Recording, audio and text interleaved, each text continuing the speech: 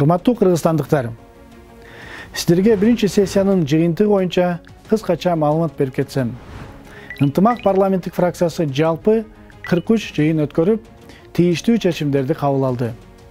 Кыргызстан боюнча 1000ден ашуун каттарды жана кайрылууларды карап чыгып, маселелерди оң жагына чечилишине көмөк көрсөтүп келет. Алардын катарында фракция көчмө отурумдарын да өткөрдү. Алгачкы отурум Баткен областында болуп өттү. Анын жыйынтыгы боюнча Жогорку кеңештин атайын токтому кабыл алынып, төмөнкү чечимдерди камтыды. Жабырлануучуларга компенсацияларды тез төлөп берүү, Ноокат Кызылкыя автожолунун, Аксай Рабат айланма жолунун куруу процессин тездетүү. Ынтымак фракциясы 6 айда 10 мыйзам долбоорун иштеп чыкты. Алар өлкөбүздүн экономикалык, социалдык, экологиялык абалын жакшыртууга түздөн түз таасирин тийгизип, азык-түлүк коопсуздугун да камсыз кылат. Жашы жетелек балдарга зордук зомбулук көрсөткөндөрдүн жазасын күчөтүүгө багытталган өзгөртүүлөр. Билесиздер, бул маселе акыркы учурда коомубузда курч турат. Мындан ары кылмышкерлерге болгон жаза күчөтүлүп, өмүр бою эркинен ажыратуу каралган. Буларга эч кандай мунапыс болбойт. Эскертүү мөөнөтү жокко чыгарылат. Кандайдыр бир справка, күбөлүк алып, түрмөдөн чыгып кетпейт, толук мөөнөтүн өтөйт. Андан сырткары, мас абалында унаа айдаган айдоочуларга айып көбөйтүлүп, айдоочулук күбөлүгүнүн 1 жылга чейин ажыратууга каралып жатат. Оң ролдуу автоунаа айдоочулардын талабын да талашып жатабыз. Жер казынасы жөнүндө мыйзамда мындан ары кеминде 30% алтын өлкөдө калат. Жакшы жерлер 100% өзүбүз иштетебиз. Бул мыйзам мамлекетибизге кеминде 500 миллион долларга чейин пайда алып келет. Жыйынтыгында бюджет толуп, айлык акы, пенсия, пособиялар көбөйүүгө шарт түзүлөт. Акыйкат үчүн буга чейин 1 да грамм алтын Кыргызстанда калчу эмес. Азык-түлүк боюнча билесиздер, доллар көтөрүлүп, баалар кымбаттаган. Бирок доллар түшкөндөн кийин баалар түшпөй келет. Бул маселелерди жөнгө салуу үчүн тийиштүү мыйзамдар даярдалган.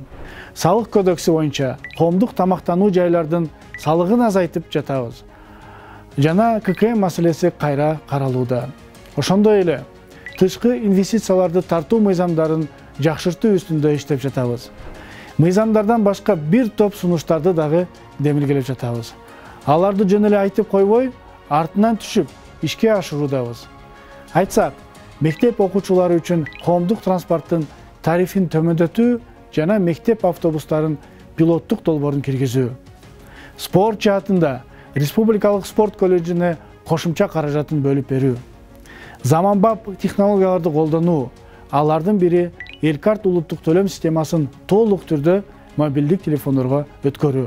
Мындан ары, мындайча айтканда штрих-код менен бардык төлөмдөрдү жүргүзүү. Автобекеттерди реформалоо. Анын алкагында электромобилдерди өнүктүрүү, электростанцияларды түзүү. Яндекс таксиге окшогон KG такси ачуу жана сыртка чыккан акчаларды өзүбүзгө калтыруу. Мектеп, жол, таза суу жана башка бир топ социалдык маселелер чечүү боюнча ишибизди улантып жатабыз. Кайрымдуулук боюнча оң колуң жасаган ишти сол колуң билбесин. Бирок спортко болгон салымыбызды айта кетели. Республика боюнча 2 жаңы залды өзүбүздүн каражатыбыз менен куруп жатабыз. Биздин фракциянын депутаттары сунуштаган мыйзам долбоорлору жөнүндө бир аз айта кетсем. Алгач Жогорку кеңештин төрагасы Талант Мамытов. Ал өзү төрага катары кийинчерээк сиздерге отчет берет. Балбак Түлөбаев волонтерлук иш жөнүндө мыйзамын иштеп чыкты. Турак жай кодексине жана көп батырлы үйлөрдүн турак жана турак эмес жайлардын менчик ээлеринин шериктештиги жөнүндө мыйзам. Шарапаткан Мажитова мигранттардын балдары үчүн мектеп-интернаттарын ачуу. Суу тартыш болгон райондорго суу сактагычтарды куруу.